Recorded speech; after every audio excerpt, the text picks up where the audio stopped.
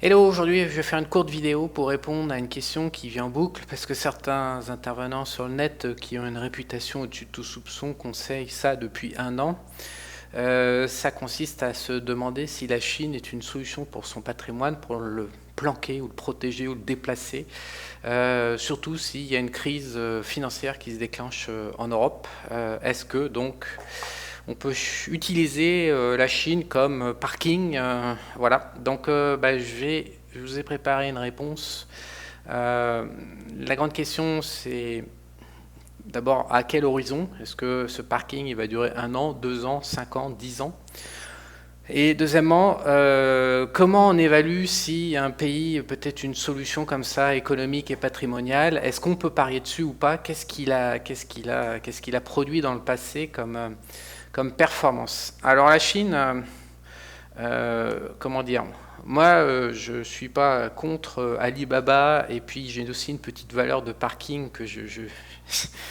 qui me botte énormément, parce que les parkings, à chaque fois qu'il y a un mec qui passe d'un point A à un point B, il passe à la caisse, et la boîte encaisse du pognon, donc c'est le genre de business qui me plaît bien. Donc, et Alibaba, je trouve ça quand même, probablement, c'est assez prometteur. Maintenant, le problème, c'est que la Chine, on a une image de ce pays qui était donc en zone totalement communiste, sans création de valeur, voilà, dans les années 80, grosso modo. Je sais plus, l'autre il arrive en 78.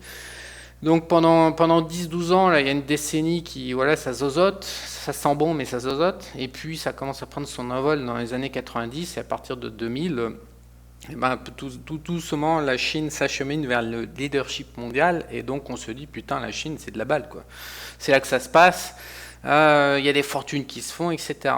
Alors peut-être qu'il y a des fortunes qui se font. Déjà, il faut être capable de les sortir du pays quand on n'est pas chinois. Et a priori, ça pose un certain nombre de problèmes. Et quand on est chinois, qu'on a créé une fortune dans une économie comme ça qui a explosé à la hausse, j'ai l'impression quand même que c'est un peu chaud de la maintenir en place. Ça passe par la corruption, par un parti politique unique. Et donc c'est une organisation sociale chinoise qui nous laisse un peu perplexe, nous occidentaux, parce que c'est pas basé sur la liberté, même si la liberté est somme toute un peu ambivalente en Europe et aux États-Unis, mais voilà, en Chine, c'est quand même un autre système, c'est un autre bordel, et donc avec des règles du jeu qui nous sont quand même un peu étrangères. Donc je ne vais pas m'attacher, il faut vraiment s'extraire de la croissance chinoise comme on l'aperçoit, comme elle est décrite dans les médias. Parce que tout simplement, pour votre patrimoine, on a un peu rien à foutre. Concrètement, vous ne pouvez pas acheter le PIB chinois, grosso modo. Ce que vous pouvez acheter, c'est les actions chinoises. Donc c'est ce que j'ai mis ici. J'ai pris 4 critères pour évaluer ce qui s'est passé en Chine. On peut acheter des actions chinoises, on peut acheter des obligations chinoises. On peut éventuellement acheter la devise chinoise. Et puis, et tout simplement, il faut vérifier l'inflation pour voir comment ces trois actifs, c'est-à-dire obligations, devises et indices, se sont comportés en valeur nette et non pas en valeur brute faciale. Donc il faut déflater leur évolution. Alors comment on regarde, quels critères ensuite pour regarder la pertinence de ces supports dans lesquels on peut placer son argent en tant qu'investisseur? Je ne suis pas en train de vous parler de trading. Écoutez, il y a un professeur qui s'appelle Jeremy Spiegel aux États-Unis qui a remonté l'indice boursier, le Dow Jones. Vous savez que le Dow Jones démarre en 1896, je crois officiellement, et lui, il a reconstitué les datas. Et je crois de mémoire qu'il démarre en 1804, donc on a grosso modo 2 siècles. Et généralement, quand on commence à étudier l'histoire patrimoniale, ce qu'on regarde, c'est par décennie. Alors, en tant qu'individu, à part si on est bien une cuillère en or dans la bouche, et qu'on est donc héritier, en tant qu'individu normal, généralement, à 20 ans, on fait les études, on n'a pas une thune, on essaye de payer, de survivre jusqu'à 30. À 30, on commence à créer du patrimoine. Et entre 30 et 60, 70 ans, voilà, on a généralement 40 ans pour faire, entre guillemets, sa carrière. Donc sa carrière patrimoniale, sa carrière de travailleur, sa carrière d'investisseur, sa carrière humaine, quoi. Après, généralement, après 70 ans, les comportements, genre les problèmes de santé font que les individus déclinent et il y a rarement de la progression. Donc, quand on se dit qu'un humain, il a 40 ans devant lui, enfin, il va être actif pour 40 ans, qu'est-ce qu'on regarde dans l'histoire? Alors, il y a 2 solutions, il y a 3 solutions. Le professeur Spiegel a fait les 3. Il a tout simplement regardé quelles étaient les évolutions des classes d'actifs sur 10 ans glissants. sur 20 ans et sur 30 ans. Et il a fait des statistiques, par exemple, s'est interrogé, par exemple, entre 1800 et 2000, combien de fois le Dow Jones a créé de la valeur ou a été négatif sur une période de 30 ans. Voilà, c'est un critère assez fiable pour se dire quelles sont les proportions si je place mon argent à la louche. Voilà, on est dans un système économique industrialisé avec de la création de valeur, environ 7% de création de valeur par an qui se matérialise sur les indices boursiers. Alors c'est des moyennes long terme, donc il y a des trous d'air qui durent 5, 10, 15, 20 ans. Donc à horizon de 30 ans, on sait que les indices sont créateurs nets de valeur. Par contre, il y a plein de périodes à horizon de 10 ans où ils n'en créent pas. Donc à mon avis, pour regarder si un partenaire pays est fiable pour son patrimoine, il faut regarder au moins sur 10 ans et sur 20 ans ce qui s'est passé, depuis 10 ou 20 ans, qui s'est passé en arrière. Je vous rappelle quand même que la Chine est donc le pays qui a connu une des croissances économiques les plus folles au cours des 20 dernières années. Donc on est quand même en attente, on est quand même en droit de se dire que putain, ça doit être dément, quoi. L'indice boursier, il a dû tout arracher sur son passage. Dans une création de valeur économique aussi forte, les mecs qui ont investi là-dedans ont dû se gaver. C'est un peu ça quand même on est en droit de se dire.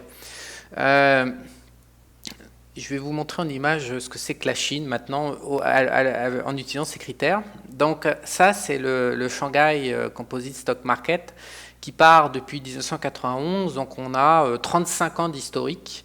Voilà, donc il part en dessous de 500, alors là je ne sais pas trop ce qui se passe, c'est embryonnaire au début des années 90. En toute honnêteté, on fait des moyennes, il ne faut pas regarder les points extrêmes, parce que personne n'arrive sur le point haut, le point bas. Donc on arrive à l'instant T, vous avez reçu un héritage, vous avez reçu une prime, vous avez reçu, je ne sais pas quoi, du pognon, vous avez gagné au loto, vous avez trouvé une femme riche, bref, vous avez trouvé tout un tas de moyens de vous faire de l'oseille. Donc en fait, il faut faire des moyennes. Donc moi, qu'est-ce que je fais quand je vois cet indice? Hop là, excusez-moi. Je vois tout de suite que, voilà, voilà, on peut faire ça, quoi. Je vois tout de suite qu'entre 1992 et puis 1987, donc sur 5 ans, je vois que voilà, c'est stable et l'indice aussi entre 1500 et 500, ce qui est un énorme range sur 5 ans. Et donc je vois bien que grosso modo, la moitié du temps on est au-dessus, l'autre moitié du temps on est en dessous.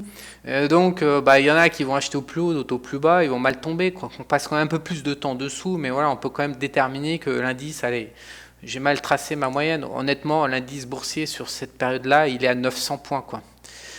Donc voilà, on a 900 points au démarrage, et puis qu'est-ce qu'on a si on reprend les 5-6 dernières années, on peut redessiner une box ici, là, voilà, comme ça, on la voit bien, où on oscille entre 2000 et 3500, donc là aussi on a un range relativement élevé, et la valeur moyenne, c'est un peu au-dessus de ce qu'on cote actuellement, hein. Je pense que voilà, on doit être autour de 2800 points, voilà, en moyenne. Donc les gens qui ont acheté là, ils auront acheté plus bas, et les gens qui ont acheté là auront acheté plus haut. Mais en moyenne, sur les 7 dernières années, ça tourne en valeur à 2800.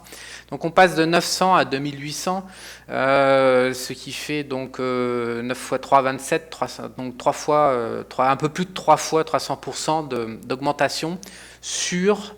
on passe de 1995 sur 20 ans en fait, grosso modo.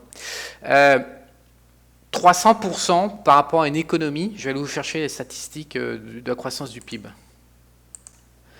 Donc voilà le PIB. Donc on retrouve notre petite période voilà, entre 90 et 97. Donc là on vaut grosso modo, allez, on fait entre 500 et 1000 milliards de PIB. Et donc on reprend ma période de 2012-2018 là en ce moment où on fait entre 10 et 12 000 milliards. Donc en fait le PIB est x10, voilà, hein, vous voyez comme moi, là vous avez en échelle de droite, vous avez le PIB, donc on fait x10 en PIB pour un indice boursier qui fait x3, cherchez l'erreur. Hein, vous savez que tout le monde adore en Europe l'indicateur Warren Buffett qui compare la capitalisation globale des indices boursiers par rapport au PIB. Donc je pourrais aller vous chercher la capitalisation globale de l'indice boursier chinois, mais enfin c'est la même histoire. Grosso modo, on a clairement une bourse qui ne reproduit pas la création de valeur économique. Donc sur 20 ans, hein. Donc dans une période extraordinaire, un pays qui fait x10 en 20 ans, ça coule pas quand même, ça court pas tous les jours, on n'en a pas sous la main tous les jours, surtout à un tel niveau. C'est-à-dire l'économie chinoise est la deuxième au monde, donc on tombe sur un leader.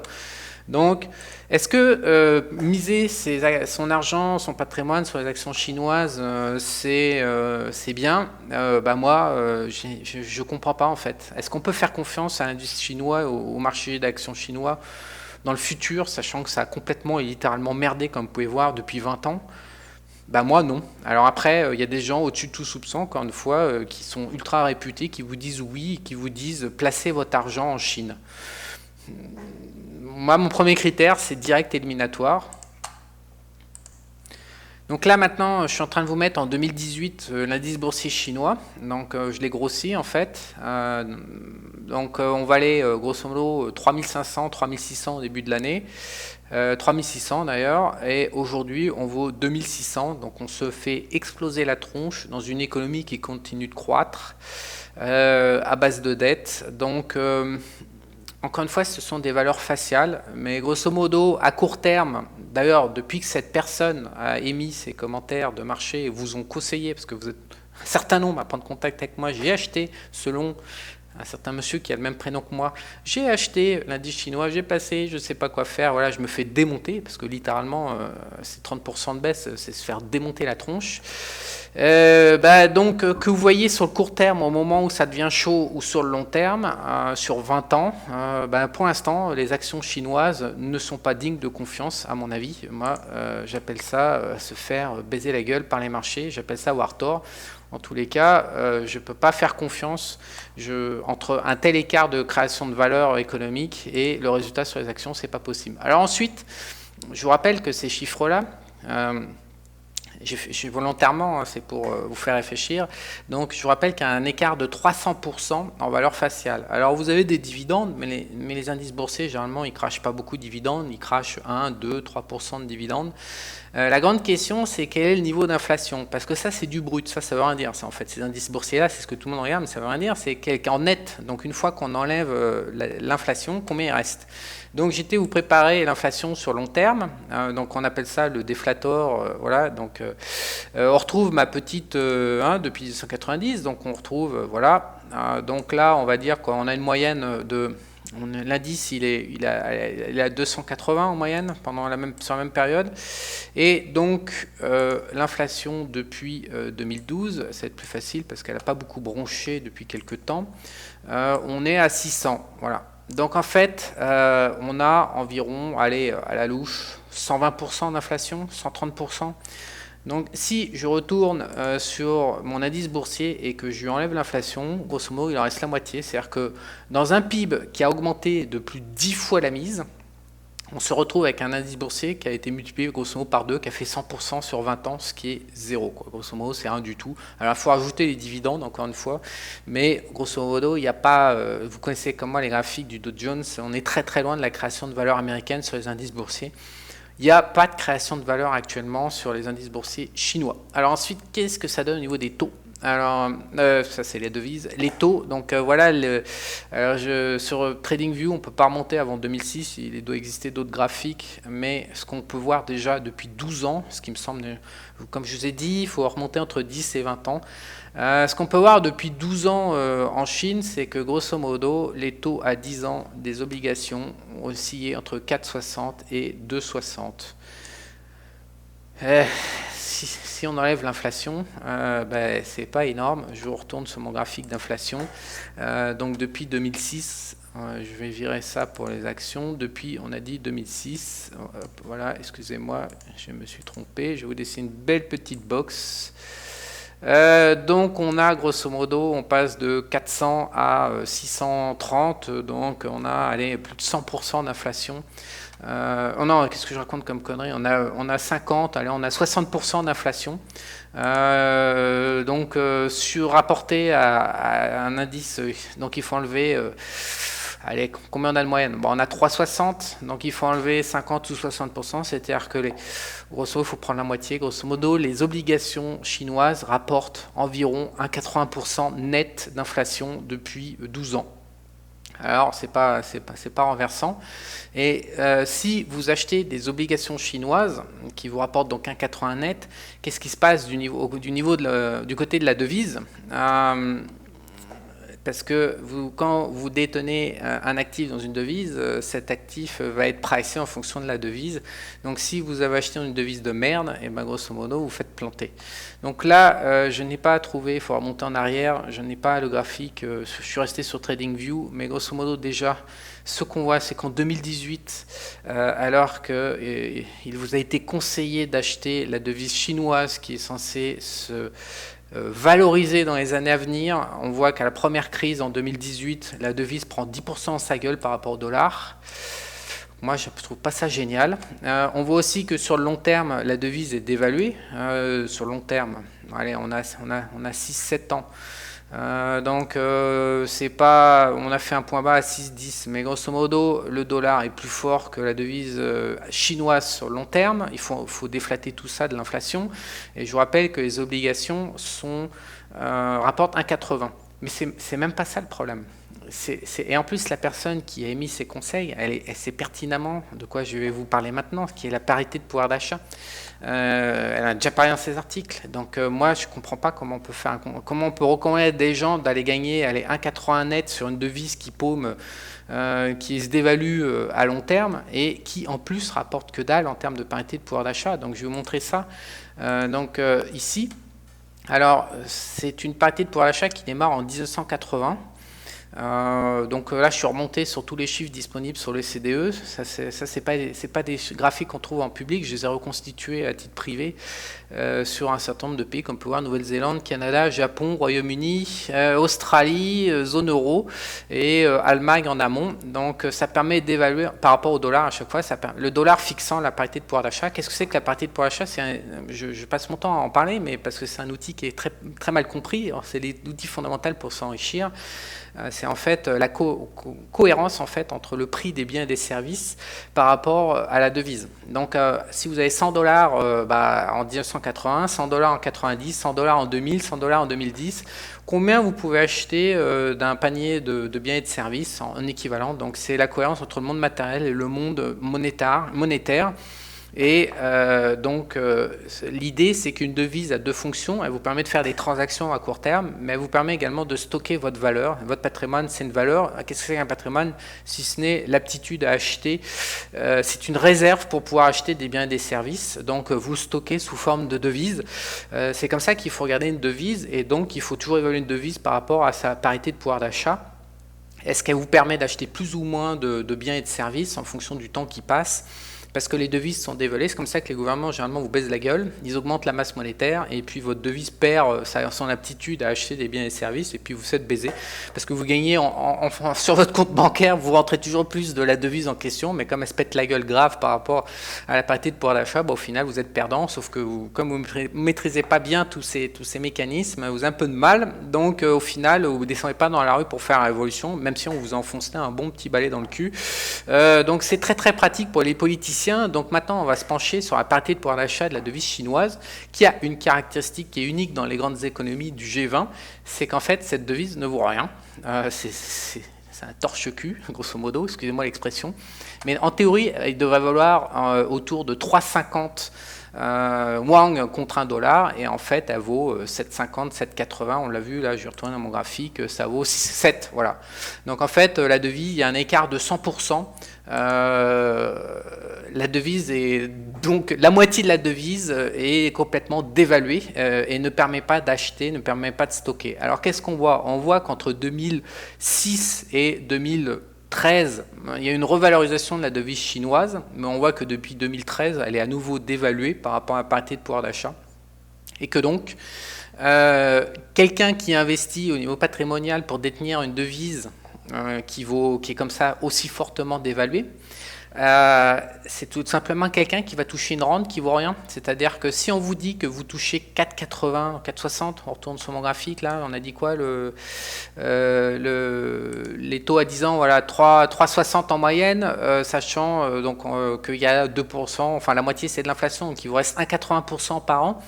Sur ces 1,80%, vu que la moitié de la devise est dévaluée par rapport à la parité de pouvoir d'achat, il ne vous reste que 0,90. C'est-à-dire que vous conseillez de placer votre argent dans un intérêt, dans une obligation du gouvernement chinois, C'est vous conseiller en fait de gagner que 0,80 net de parité de pouvoir d'achat, donc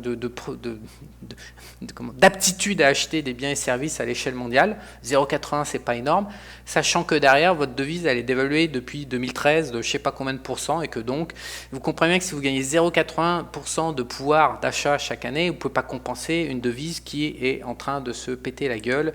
Littéralement, je vous remonte le graphique, qui est en train de se péter la gueule depuis 6, 7 ans, 8 ans, et qui a perdu 10%, donc ça ne compense pas, vous vous retrouvez perdant ou flat sur une longue période, parce que là on est quand même en train de parler de 5, 6, 7 ans, c'est quand même des paris qui acceptent au niveau patrimoine de perdre 5, 6, 7 ans.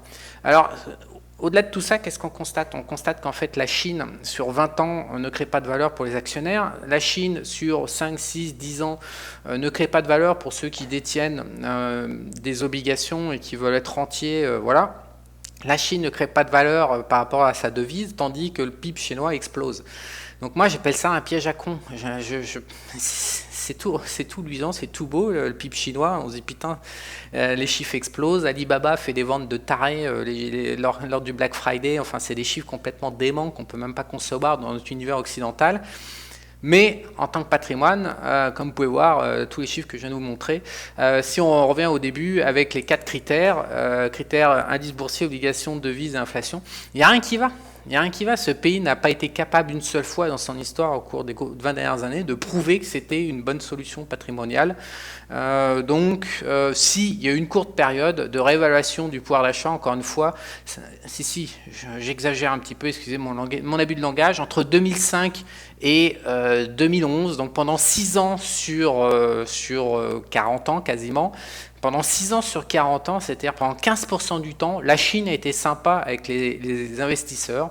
Et donc pendant 85% du temps sur 40 ans, la Chine a été une véritable salope. Donc est-ce que vous pouvez truster quelqu'un qui vous conseille de placer son argent là-dessus? Je ne sais pas, c'est pas mon problème. En ce qui me concerne, si vous me posez cette question souvent, est-ce que je vais utiliser la Chine pour placer mon patrimoine, pour me protéger de la crise financière potentielle qui arrive? La réponse c'est non. Donc si vous voulez vous former, parce que ce que je me suis aperçu avec les nombreux contacts que j'ai avec vous, c'est que vous n'avez pas le temps de comprendre ce qui se passe. En fait, vous dites, vous n'avez pas le temps de développer, de mettre en place des métriques pour jauger d'une situation, pour jauger des idées. Donc, qu'est-ce que vous faites tout? Vous dites, bon, j'ai pas le temps, donc je vais suivre un bonhomme. Donc, comment vous sélectionnez votre bonhomme? Vous le sélectionnez en fonction de vos critères perso. Est-ce qu'il vous paraît cohérent, non cohérent? Est-ce qu'il est bien habillé, mal habillé? Est-ce qu'il dit des chiottes, des bites, des couilles? Ou est-ce qu'il est tout bien, avec un tout beau discours? Voilà, est-ce qu'il fait des bonnes blagues? Est-ce qu'il est humoristique? Ou est-ce qu'il est vachement, au contraire, focus technique? Est-ce que vous l'aimez ou pas? Et malheureusement, c'est pas forcément des bons critères pour choisir un intervenant. Malheureusement, quand vous choisissez un mauvais intervenant, il va vous donner des mauvaises idées et au final vous allez faire des mauvaises opérations. Donc mon idée c'est de réfléchir maintenant pour 2019 à apporter dans mes vidéos les métriques, les indicateurs, les critères pour jauger si les idées sont bonnes. Donc là j'en ai proposé 4 sur le marché chinois, comme vous voyez ça passe aucun des critères. Après je vous laisse juge. Donc si vous voulez aller plus loin et que vous avez un peu de temps à investir, j'ai fait une formation que je vends que 27 €, alors que cette formation a contribué à 30 ou 40% de tout ce que je possède. Je le dis toujours, mais c'est la vérité. C'est une formation sur la PPA, la parité de pouvoir d'achat. Beaucoup de gens veulent s'enrichir en travaillant ou en investissant ou en faisant du trading. Je suis désolé, je le répète une énième fois, mais on s'enrichit quand on ne paye pas d'impôts et quand on gère la parité de pouvoir d'achat de la devise dans laquelle on est. Ces deux critères-là vont vous permettre de démultiplier, mais ça va être peut-être 70% de toute la fortune que vous allez pouvoir gagner dans votre carrière de 40 ans, ça va reposer sur ces deux critères. Et donc, vous comprenez bien que même si vous devenez le super killer, vous devenez un trader de taré, vous êtes un super génial entrepreneur et vous avez beaucoup de succès, vous comprenez bien que c'est extrêmement dur d'être un très très bon entrepreneur et c'est extrêmement encore plus dur d'être un très très bon investisseur ou trader. Vous comprenez bien que même si vous êtes le meilleur de la Terre, si vous avez foiré votre optimisation fiscale et si vous avez foiré votre PPA, vos résultats seront inférieurs à celui qui, comme moi, Je suis pas le meilleur trader, je suis pas le meilleur entrepreneur, mais j'ai super bien optimisé mon côté fiscal et mon côté PPA depuis 15 ans. Et donc, du coup, je me suis enrichi, entre guillemets, un peu sans rien faire. C'est super important de maîtriser la parité de pouvoir d'achat. Donc, j'ai fait une formation, parce que pour moi, c'est poétique. Je voulais la vendre 27 euros, alors que cette formation, je pourrais la vendre 200 ou 300 euros. Elle dégage vraiment, elle permet vraiment de comprendre un mécanisme phare de l'enrichissement dans l'économie moderne.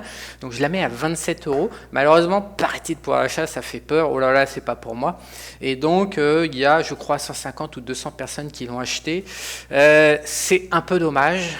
Moi, je vous recommande de profiter de cette formation. Je vous mets un petit lien sous la vidéo si vous voulez investir. Je crois qu'elle dure 1 heure ou 2. En 1 heure ou 2, normalement, ça devrait vous apprendre à réfléchir. Dans cette vidéo, je vous ai mis un critère que j'ai généralement pas développé, que j'ai développé dans la formation à la crise du siècle. Parmi tous les clients qui sont entrés dans ce groupe, de nombreux ont déjà réagi et on commence à réfléchir en fonction de ce critère en disant c'est totalement nouveau, on m'a jamais parlé de ma vie, ça fait 30 ans que je place de l'argent, mes banquiers, mes machins, mes trucs, mais si personne m'a dit ça, ça consiste à évaluer votre rente, combien vous gagnez en parité de pouvoir d'achat.